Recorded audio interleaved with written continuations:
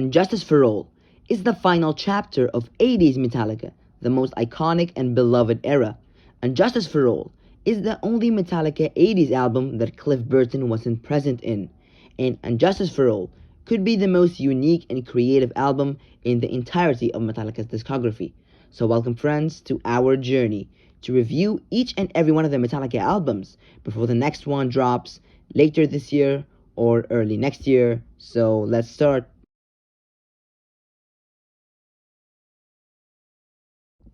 And Justice for All is by far the most complex and creative album for Metallica. It's complex when it comes to the technical side, when it comes to songs such as Dyer's Eve, where the main riff is difficult to play. The solo is difficult to play.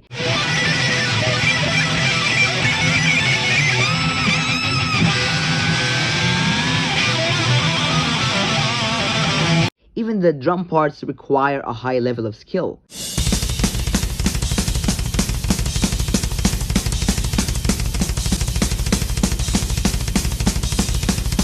That Lars simply can't keep up with these days. And the album is so complex when it comes to the composing side of things on most songs, such as the title track, the song, and Justice for All. It is, yes, the least loved one compared to Ride the Lightning, the song, and Master of Puppets, the song, but there is no denying that it's much smarter in terms of composition and creativity. Even Metallica can't keep up with playing the album, considering how complex it was. Like when Lars failed to recreate the Shortest Straw intro in the Guitar Hero. Everybody run. 3, 2, 1. Let me just learn it. That's so much easier. I'm a really fast learner, trust me. And really the innovation on this album is insane, such as reversing the blackened intro,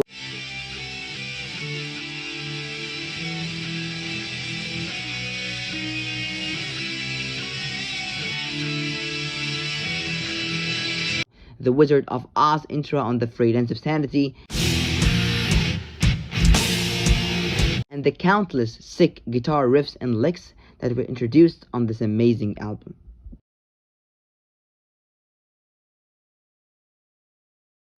One of the best things about Justice is that it has the most recognizable and unique style in Metallica's discography.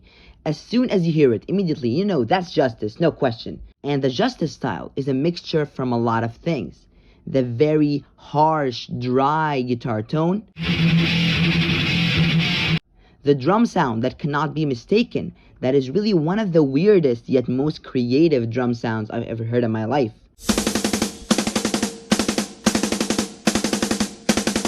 And not only that, but how elegant the album sounds, sometimes in terms of harmonies and solo licks.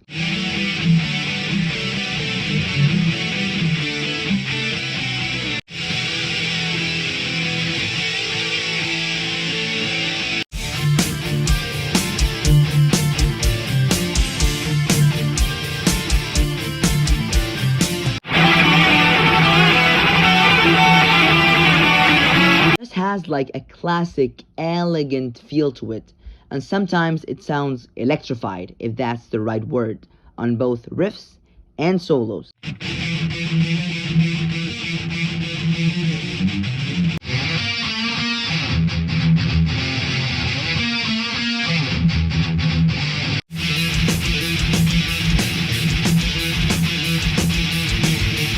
These two sounds is what, for example, State of Mercury utilizes in his What If videos to achieve the Justice sound. The elegant, beautiful, perhaps classical sound that Justice has, like he did with What If Sandman Was on Justice, for example.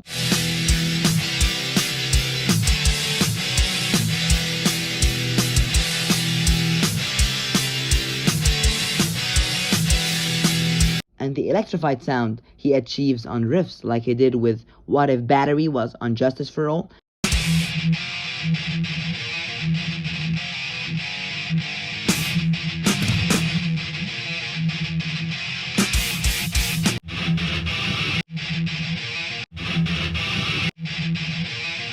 I don't know if you guys get what I mean, but I'm sure that hardcore Justice fans will get what I'm talking about.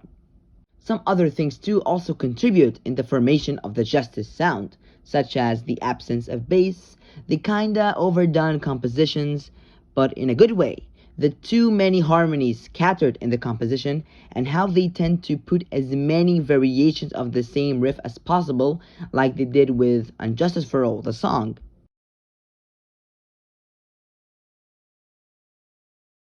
James Hetfield is a really versatile vocalist.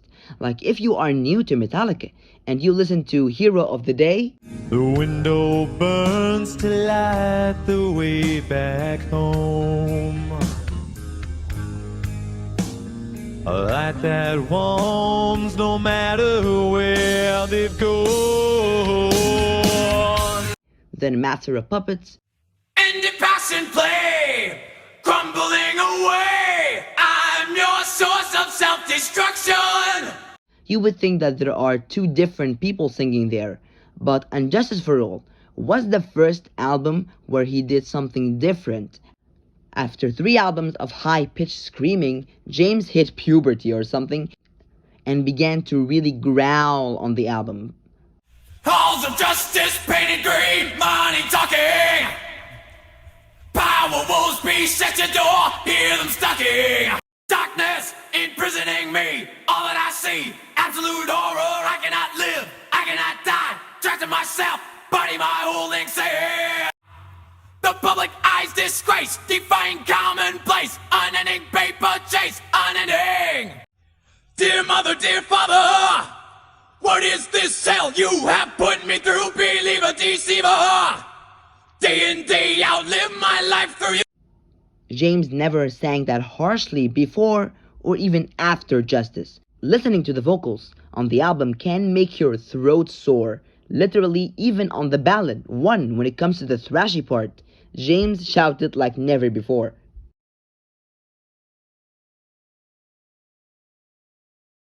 Lars inspired many drummers with his spectacular job on Unjustice for All. He really did a great job on every song. The title track with the iconic drum part,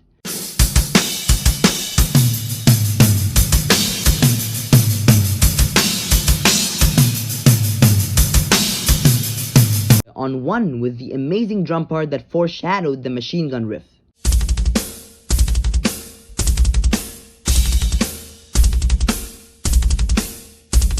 The Frayed Ends of Sanity too had one of the coolest drum parts that was one of the coolest ways also to transition into another riff.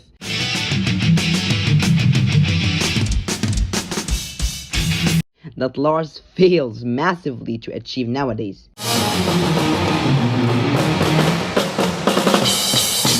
And his incredible skill on the album, accompanied by the weird and iconic drum sound, helped that drums were such a strong point on the album. Even your average snare roll sounded great and different here,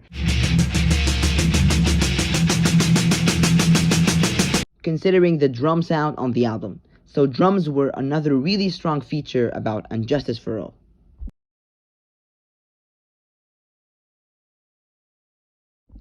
Kirk has already proven to be a master at writing solos on Ride the Lightning, such as Creeping Death,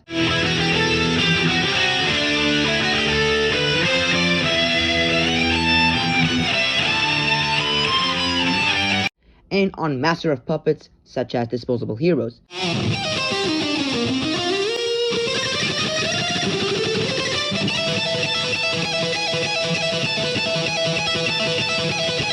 But on Unjustice for All, Kirk didn't only continue with his consistency on solo quality, but he achieved a look and a style that was never recreated outside Justice.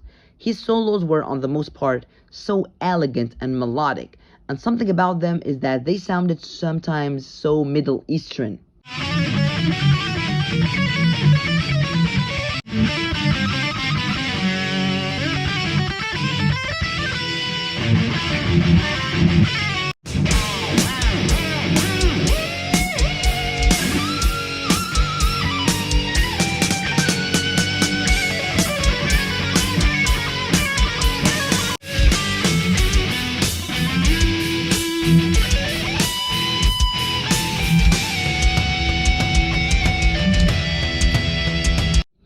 And they also have the style of the electrified sound we discussed that was never recreated outside Justice.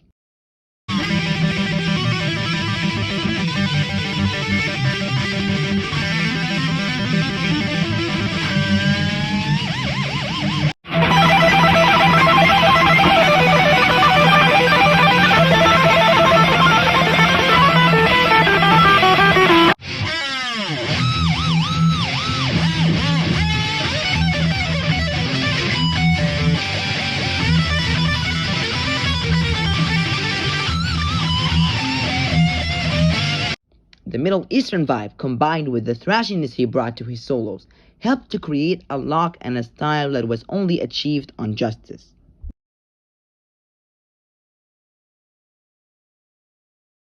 And Justice for All has one of the strongest themes that helped create some of Metallica's strongest lyrics. Justice's theme is about injustice in terms of anything. Blackened talks about injustice in terms of what a nuclear apocalypse could do to mankind, considering the Cold War between the US and the Soviet Union. The title track, And Justice for All, talks about injustice in terms of how corrupt the American legal system is, and how money can change the judge's perspective on the case. Eye of the Beholder talks about injustice in terms of freedom of speech, and how even though the American government guarantees it, it still isn't there. One talks about injustice in terms of war, and how people like the person the song talks about have their lives ruined just because of the military and political goals of their countries.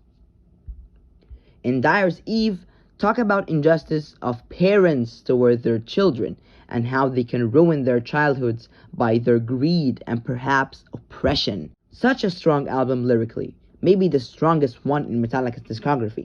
A lot of its topics are still relevant and really mature compared to Kill 'Em All's childish and goofy lyrics. See how Metallica evolved throughout the 80s.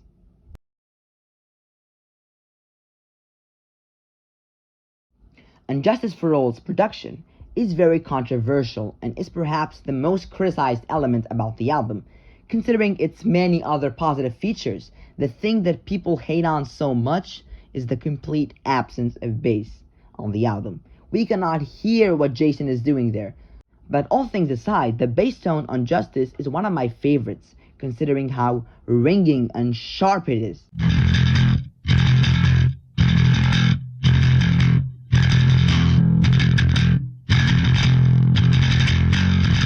But unfortunately, the mix buries it. We all know the story. Lars wanted a certain drum sound, so he screwed over bass in the process. And people want Metallica to remaster the album, so Jason's role is heard. But Metallica said no, that's what happened on that era and we don't want to change it. And I kind of agree. This discussion, this fight about the bass is one of the reasons Justice is so legendary, to be honest.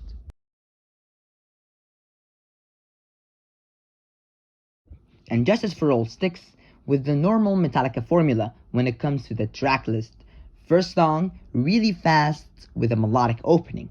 Second song is the long, epic title track. Third song is kinda slower than most of the album. Fourth song is the ballad. Fifth song, fast again. Sixth song, slow and heavy again. Seventh song is kind of an additional banker, which makes 9 songs, not 8 like Master and Ride the Lightning. Eighth song is the instrumental. Ninth song is the usual, very thrashy conclusion to the album. So let's talk about each song and see what is so great there. First song, Blackened. The Blackened reverse intro is just beautiful, with one, if not for most people, the best Metallica riff written by the one and only Jason Newsted. And how can you not love such a solo man? Second song, And Justice for All. There's too much amazing things to say about this masterpiece. An immortal classic with the iconic main riff that copies the drum part.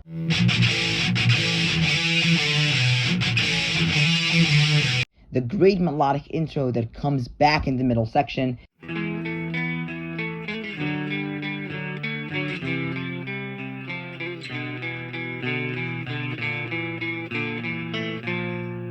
And the outstanding lyrics. What a great song. Third song, Eye of the Beholder. Lars says that he actually doesn't like the song because it's too random and all over the place, but I personally love it. The Middle Eastern vibe harmony alone is enough to make this song great, and I really like the chorus riff, so unique.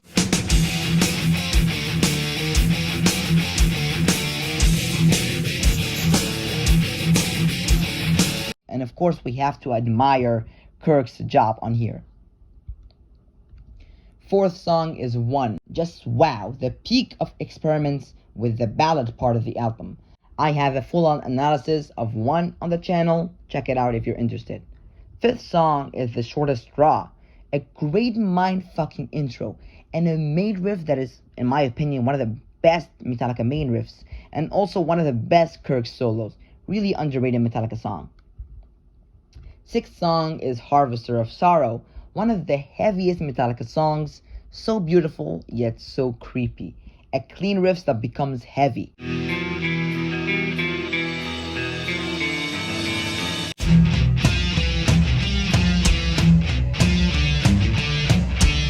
And really such a banger that explores the more simple side of Metallica on the album in terms of composing. Seventh song, The Frayed Ends of Sanity. One of the Metallica songs that Metallica tried to stuff in it as many riffs as possible. And of course the middle section riff. Just wow, Hatfield is just genius, man. And such a massive solo that is really unique too.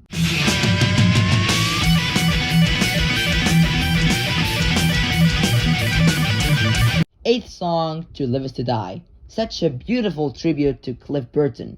The beautiful, beautiful intro in the song that comes full circle at the outro.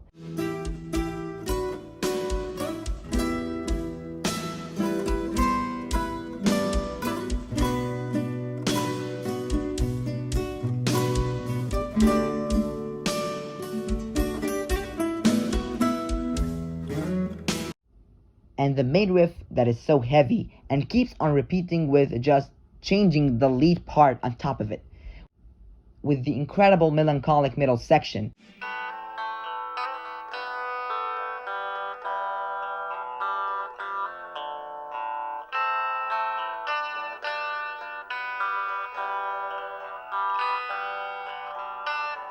With the amazing James solo that escalates back again to the heavy main riff parts with the lead on top of it. Just wonderful and very unique instrumental. Dyer's Eve. Wow. Accumulating all the craziness into one song. Complexity, intensity, and speed. Just wow. When I first heard that ringing main riff with the wicked tail, I fell in love with the song. And of course the melodic parts of the solo are just amazing.